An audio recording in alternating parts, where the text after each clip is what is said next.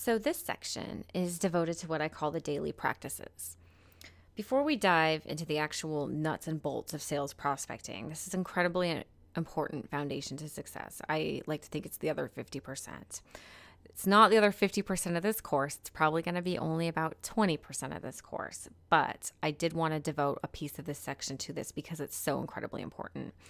Without the stuff, you can be amazingly good at what you do, but you may not really always have it all. You may not be happy. You may be missing that piece. And I really believe that this is where this stuff all comes together. So, one of the things that I like to talk about is how focused energy is one of the most powerful things that there is out there. The secret of change is to focus all of your energy, not on fighting the old, but on building the new. A lot of people said this was Socrates, but it's not. It's actually written by a guy named Dan Milliman in his book, The Way of the Peaceful Warrior. So I wanted to share a couple personal stories with you guys. When I started setting myself open to this type of thing, open to intentions, practicing gratitudes, and just generally saying yes to life, amazing things started happening for me. And what I mean is, by open intentions, I never really put any real specific thing on things. I just said, for example, I currently have a written intention down that I'm grateful to be traveling the world with interesting people doing meaningful things. And in reality, what I really want is I would love to work with the backing of the United Nations or some other organization that has the ability on a global scale to advance the cause of women's entrepreneurship and economic empowerment in developing nations. But I'd be ecstatic to do anything involved with traveling for a meaningful cause. So I didn't put a time frame on it. I didn't say I'm ecstatic to be traveling with the United Nations to, the country of Zimbabwe to help advance the mission of women's entrepreneurship there. I just said, I'd like to do this. And I'm just not going to be specific, not right now anyway. So one day I'm living in my drafty Airbnb and I wrote down that what I want is a quiet, peaceful home full of light that I can decorate exactly how I want and grow into the person that I'm supposed to become. And of course, at the time, I had zero money and the cost of rent and real estate is just skyrocketing in Portland like nothing else. But I wrote it with no real expectations and went about my business. 2 weeks later, my friend invited me to meet her for a drink where she said, I'm moving to start a new company and I'd like you to take my apartment. The rent's already paid for. And oh, by the way, can you drop me off at the airport? So I'm mentally processing this whole thing that just happened. And while I'm doing that, my landlord sends me a text message giving me 30 days notice to move out. So I moved into this brand new place for the grand price tag of $0. Walked into a marble lobby, brand new building, 3 blocks from my office, roaring fireplaces, beautiful chandeliers. And my little apartment has floor-to-ceiling windows, full of light, overlooking a beautiful courtyard, big kitchen, granite countertops, wood floors, and I'm thinking, wow, I was in a no-heat, drafty Airbnb hole in the wall. And here is a picture of us, toasting ourselves the evening that I moved myself into my apartment. Another example, I'd always wanted a place where I could escape that would be quiet when I really needed to get out of Dodge. And I didn't want to have to rent a hotel or something like that every time I really needed to just get out, get out of here. So I also wanted to contribute to my family and help out in some way. And I imagined myself in quiet solitude, sitting in front of a fireplace in sweats, reading, taking walks. As it turns out, my family had a beautiful modern log cabin home in Clearwater, above the Clearwater River in Idaho. And it had been rented out for a while to people and things like that, but no one ever really knew about it, and it had been recently vacated. And I'd seen a couple pictures of it. It literally looked like nothing special. I never gave it a second thought. So I said, I'm going to go out there and check this place out and see if, what we can do. And I walk in, and here's a picture of it. It's absolutely beautiful. So I furnish it and turn it into a vacation rental. So now I'm helping my family, I'm contributing, and I have my beautiful, peaceful, quiet escape. And what's more, it's so nice now, and it's been positioned and marketed to the point where Sotheby's real estate is now interested in listing it on their international listings. So maybe we'll even be able to sell it for a great price and make a decent profit for my family's little portfolio. And it's just cool because it's been here all along. The next thing, I've been on multiple vacations with friends. Here's an example of one. I went to Cabo last year. We, I think grand price tag for me, $600 to go on this trip. And it included upgrades to both penthouses in a beachfront hotel, a week of practically free bar tabs. And when I say practically free, I mean like it was free. And restaurant bills. And, I got a closet full of brand new clothes given to me this year. I could go on and on and on. It was incredible. All this really in the last, 6 to 8 months, because I just opened myself up to possibilities. I stopped having expectations. I just said, I'm going to be open to it and I'm going to allow it to come to me. And, that along with the daily practices that I believe sort of steered and powered a lot of things to happen. And here's the outcome. And it came along and I said yes. So if you want things to change, you have to change. Sales is hard. As they like to say, the hustle is real. You have to keep yourself focused and motivated. Some mornings you're going to wake up and the last thing you're going to want to do is get out of bed and grow your company. Especially when you're an entrepreneur. I call these my really days. When I say I wake up and go, really? This is what I do? Like I do. Oh God, really? It's a really day. That's sort of the day where I run into someone, I say, you should buy me a coffee today. I'm having a day. So when you're actively growing your sales pipeline, you're just going to be talking to more customers. More people will be ignoring you. More people will be blowing you off. Even though we're, of course, always absolutely polite, courteous, and unobtrusive, genuine, people just will be this way. And some people might even be straight up rude. And you really have to have the focus and things like that behind you. So these practices that I talk about meditation, I talk about visualization. They not only supercharged me, I believe they saved me. I think they are my superpower, honestly.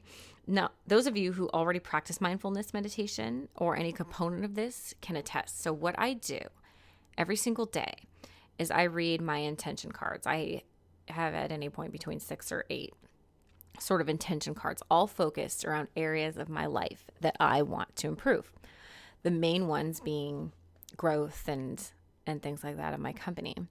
I visualize every day. So I sort of have these mind movies that I'll play for myself. And sometimes I do fun things where to try to get myself in the mood or make myself really sort of feel it.